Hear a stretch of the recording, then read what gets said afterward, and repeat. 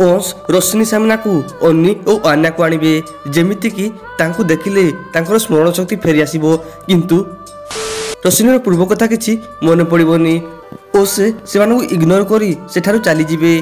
तापर रोशनी घरे थिला बेले सेठाकु मल्लिका जिवे पुणी रोशनी कहबे काहे आसीछु एठिकी तोर किठी काम कोन।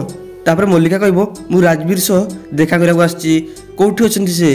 तापर रोशनी कहबे ए मु पचारिली परा मो हजबैंड को पाखरे तोर काम कोन। पुणी मल्लिका कहबो किछि जरूरी काम अछि जेमिति कि तांकर केबे मैरिज होइतिला केते वर्ष पूर्व होइतिला केबे देखा होइतिला ओ केउटी देखा होइतिला एई सबु। तापर रोशनी कहबो ओहो ताहले तू मो हजबैंड को विरुद्ध रे सबु कि छानबीन करबाक एठिक आसीछु। आउ कहबे केते बेले तू स्वामी चली आसुची आ केते बेले तू एठिक चली आसुछु।